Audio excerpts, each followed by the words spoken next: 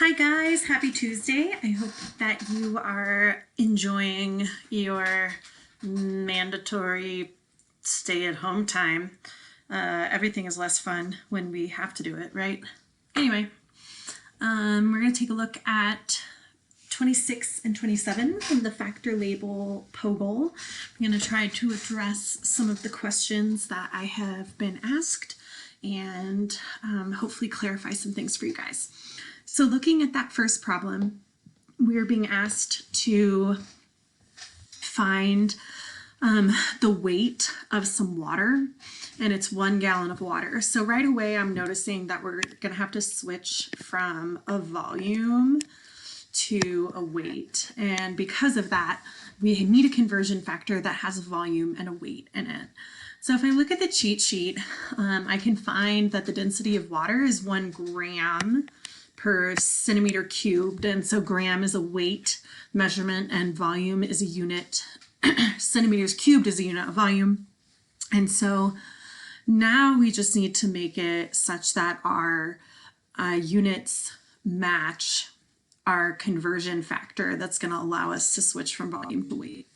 So we'll start with what we're given, which is 1 gallon of H2O, and then we can go on to try to switch that into centimeters cubed. So we'll change a volume into the unit of volume that we need. So we have 1 gallon of water is 3.785 liters. I'm selecting to put the gallon on the bottom so that the gallon and the gallon cross out, just like we do in normal fractions. Now I have liters, but I need centimeters cubed. So I'm going to take my liters to milliliters. So 1,000 milliliters in 1 liter. I put the liter on the bottom to cancel out the other liter.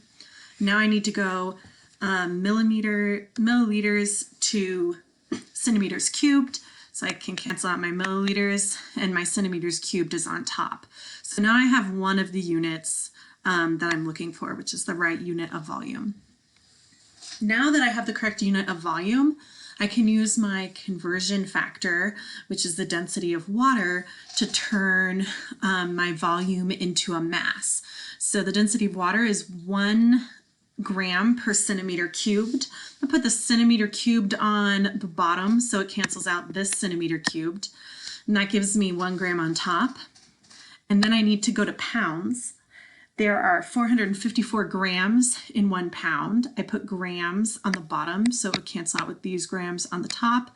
That leaves me with pounds, which is the unit that our question was asking us for. So at this point, we can multiply across the top. So 1 times 3.785 times 1,000 times 1 times 1 times 1. And then we'll multiply the bottom together. 1 times 1 times 1 times 1 times 454, and then we divide the top by the bottom. That should give us 8.34 pounds of water in a gallon. Moving on, if we look at the next problem, number 27, we have a similar type of situation where we need to change from one type of measurement to another. And so we have distance in miles, and we want to change that into the time in minutes. So again, we got to look for a conversion factor that relates distance to time. When I look at the cheat sheet, since I'm talking about light, under your universal constants, we have the speed of light, which is given as 3.0 times 10 to the 8 meters per second. So I'm going to notice right away that my distance units are different. You know, they give us miles, and my conversion factor has meters, so I'm going to have to address that. And they're asking us for the time in minutes, and our conversion factor has seconds. And so we'll have to keep both of those things in mind. As usual, starting with the number they gave me 92955,807 miles from the sun to the earth, and I need that to be in meters. So I look at my conversion sheet and I see that in 1 mile there's 1609 meters. And then I put my miles on the bottom so that they cancel out. And now my distance unit that I'm left with is meters.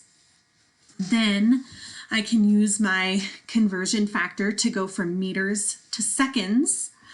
And if you compare this to the normal conversion factor, it's flipped upside down. And that's because we need these meters to cancel each other out.